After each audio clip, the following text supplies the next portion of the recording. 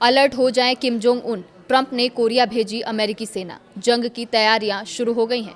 नमस्कार, आप देख रहे हैं न्यूज़ 18 का डिजिटल प्लेटफॉर्म और आपके साथ मैं हूं पारुल तिवारी। एक तरफ जहां अमेरिका मिडिल ईस्ट में ईरान के खिलाफ युद्ध में उलझा हुआ है, तो वहीं दूसरी ओर सोमवार से दक्षिण कोरिया के साथ उसने बड़े सैन्य अभ्यास फ्रीडम शील्ड का आगाज कर दिया है, जिसमें हजारों सैनिक शामिल हो रहे हैं। इस युद्धाभ्यास के बीच हथियारों के ट्रांसफर को लेकर भी अटकलें तेज हैं। मिडिल ईस्ट में जारी युद्ध के बीच कोरियाई प्रायद्वीप पर भी अमेरिका और नॉर्थ कोरिया के बीच तनाव फिर बढ़ सकता है, क्योंकि संयुक्त राज्य अमेरिका सोमवार से दक्षिण कोरिया के साथ एक बड़े पैमाने पर सैन्य अभ्यास फ्रीडम शील्ड शुरू कर चुका है, जिसमें हजारों सैनिक शामिल हो रहे हैं। बताया जा रहा है कि ये युद्धाभ्यास आज से शुरू होकर 19 मार्च तक चलेगा। दक्षिण कोरिया के संयुक्त चीफ्स ऑफ स्टाफ ने बताया कि फ्रीडम शील्ड में लगभग 18,000 कोरियाई सैनिक भाग लेंगे, जो कि आज से शुरू होकर 19 मार्च तक चलेगा। हालांकि अमेरिकी फोर्सेस कोरिया ने अमेरिकी सैनिकों की संख्या की पुष्टि नहीं की है। अमेरिका और दक्षिण कोरिया का ये संयुक्त युद्धाभ्यास ऐसे वक्त में हो रहा है जब दक्षिण कोरियाई मीडिया में अटकलें चल रही हैं कि वॉशिंगटन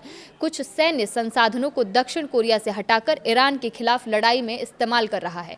अमेरिकी सेना कोरिया ने पिछले हफ्ते कहा था कि सुरक्षा कारणों से वो सैन्य संपत्तियों की विशिष्ट गतिविधियों पर टिप्पणी नहीं करेगी।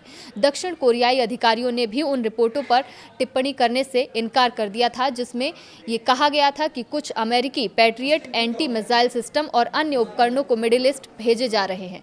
लेकिन उन्होंने ये कहा था कि इसमें सहयोगी देशों की संयुक्त रक्षा रणनीति पर कोई खास असर नहीं पड़ेगा।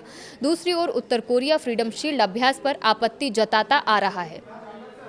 उत्तर कोरिया अक्सर इन अभ्यासों को आक्रमण के पूर्वाभ्यास के रूप में देखता है, जिससे तनाव बढ़ने की आशंका रहती है। उत्तर कोरियाई नेता किम जोंग उन ने पिछले महीने प्योंगयांग में एक सम्मेलन के दौरान सियोल के प्रति अपना कड़ा रुख दोहराया था, लेकिन वॉशिंगटन के साथ बातचीत के दरवाजे खुले रखे थे। उन्होंने मांग की है कि अमेरिका परमाणु निरस्त्रीकरण की पूर्व शर्त को छोड़ दे। बता दें कि उत्तर कोरिया ने 2019 में अपने नेता किम जोंग उन को अमेरिकी राष्ट्रपति डोनाल्ड ट्रंप के बीच उनके पहले कार्यकाल के दौरान हुए शिखर सम्मेलन के विफल होने के बाद वॉशिंगटन और सियोल के साथ सभी सार्थक बातचीत बंद कर दी है। हाल के सालों में दोनों देशों के बीच तनाव और बढ़ गया है, क्योंकि किम ने यूक्रेन पर रूस के आक्रमण का फायदा उठाकर अपने परमाणु शस्त्रागार का तेजी से विकास किया है। साथ ही किम जोंग रूस के साथ अपने सैन्य संबंधों को मजबूत कर चुके हैं। वो यूक्रेन युद्ध के लिए रूस को हथियार और सैनिक भी भेज रहे हैं, जिससे उसे युद्ध लड़ने में मदद मिली है। फ्रीडम शील्ड दोनों देशों द्वारा साल में 2 बार आयोजित कमांड पोस्ट अभ्यासों में से एक है। दूसरा अगस्त में उल्ची फ्रीडम शील्ड होता है।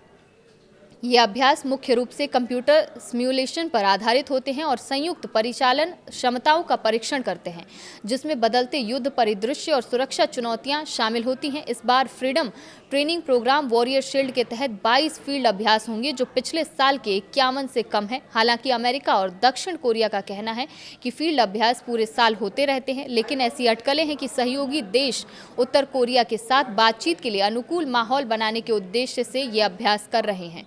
दक्षिण कोरिया के राष्ट्रपति ली जे म्यूंग ने कूटनीति की इच्छा जताई है। उनके कुछ वरिष्ठ अधिकारियों ने उम्मीद जताई है कि मार्च के अंत या अप्रैल में ट्रंप की चीन यात्रा से प्योंगयांग के साथ बातचीत को कोई रास्ता खुल सकता है।